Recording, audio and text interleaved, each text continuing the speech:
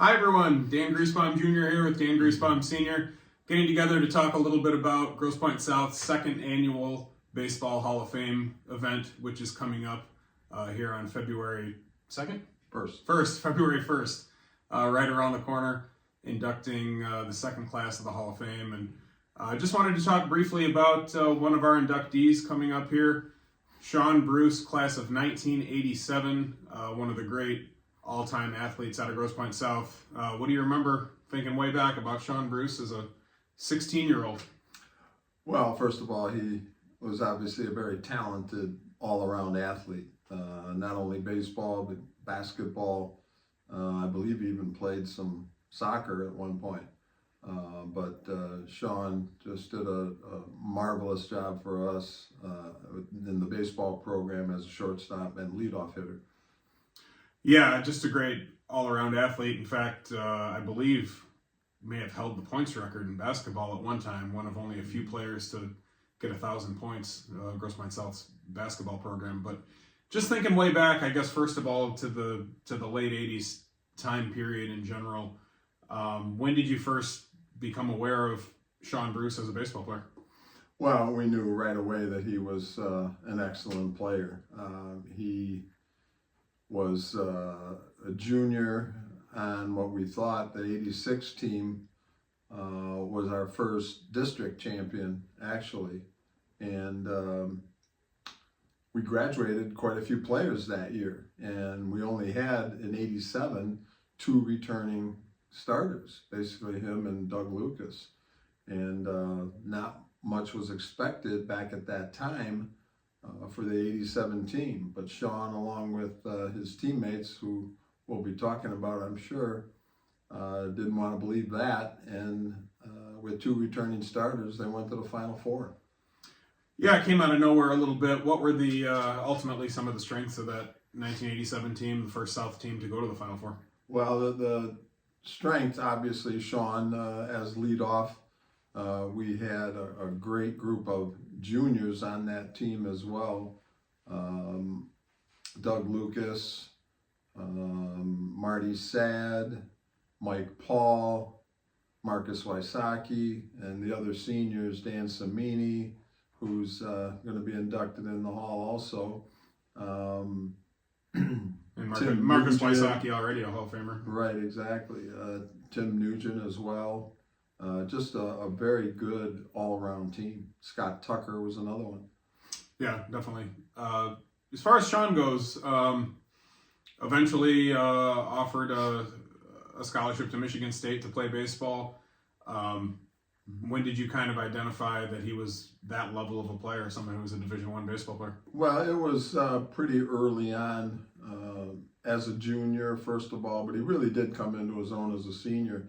And not only State was after him, but Central and Michigan as well. In fact, Michigan tried to lure him away from State at that time, but Sean basically stuck with the Spartans. And, Sean could have gone just about anywhere. Great arm from the shortstop position, certainly ran well. Also, I believe, the stolen base was a major weapon in his game. Yeah, no doubt. He was only second to another Hall of Famer, Chris Getz, in terms of his stolen bases. Sean had 28 in his senior year. And if I recall correctly, wasn't he 28 for 28? Yes, he was. I don't think he got thrown out. Maybe should have stolen more, but maybe. He was a great leadoff hitter.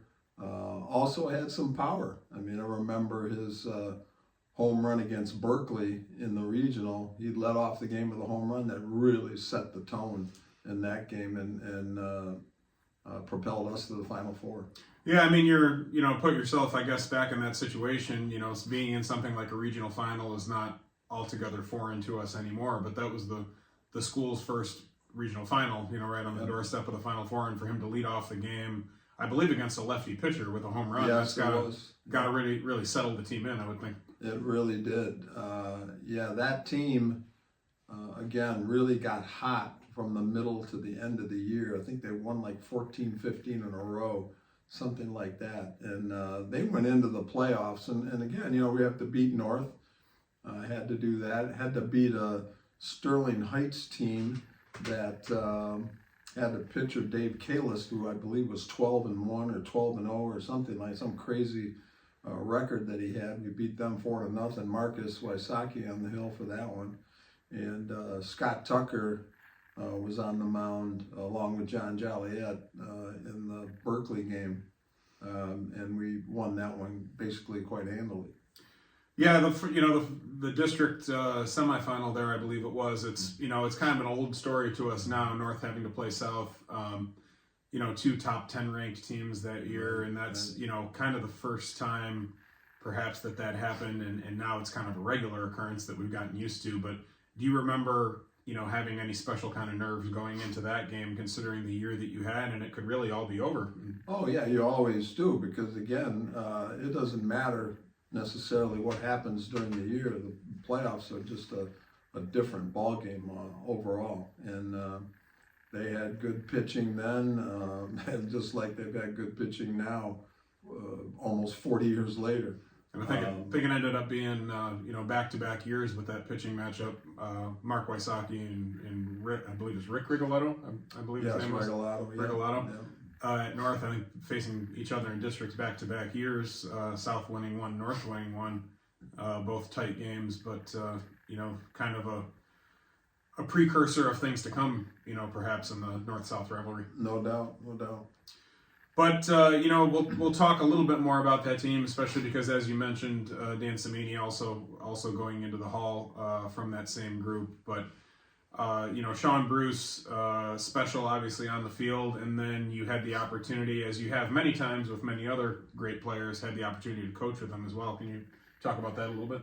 Well, Sean was able to coach with us a little bit later, did an excellent job there. Unfortunately, his real job took him away from that, and as you know, he's basically the CFO guy over at the neighborhood club now, and I still see him just about every time I go over there. Yeah, neighborhood club certainly a big part of the overall recreation piece here in Grosse Pointe, and I believe his father was in that similar position. Yes, executive director a while ago, no doubt. Yeah.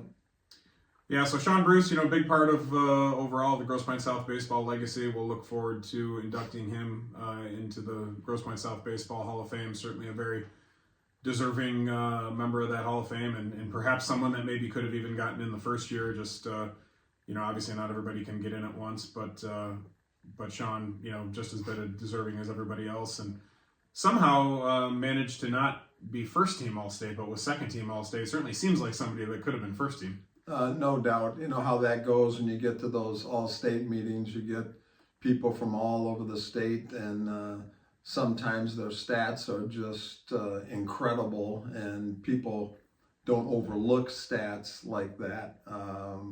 We played tough competition. Some of the teams that have these kids hitting 500 and so on, and hitting 14 home runs, and you find out later the competition they play is not very good, and the ballpark is very small and all that. But unfortunately, when you pick all state teams, it's a tricky situation, and sometimes good kids get left out. In this case, Sean was probably left off first team, but certainly deserved to be there. As good of an athlete as you're going to find in high school sports, and a very deserving member of the Hall of Fame, and really, if there was a Grosse Pointe South Basketball Hall of Fame, I would assume he would be in that as well. I don't know if there is such a thing, but absolutely would be. And we have a lot of players that are certainly deserving of being in the Hall, but as you said, we can't induct all of them at once. And Carmen, for instance, Carmen Benedetti, who's going in this year, he certainly would have been in last year, but he could not make the event, and we're going to be real excited to see him this year. So, event that sold out last year. There are some limited tickets still remaining for the event this year. If you want to grab those over at GrossePointeSouthBaseball.com, and contact anyone involved with the program if you have any questions. But we'll look forward to another great event this year at the Farm Spear with MC former player Ryan Armani from Fox 2. It'll be another great event. I promise you that. All right, we'll talk to you soon. Thanks.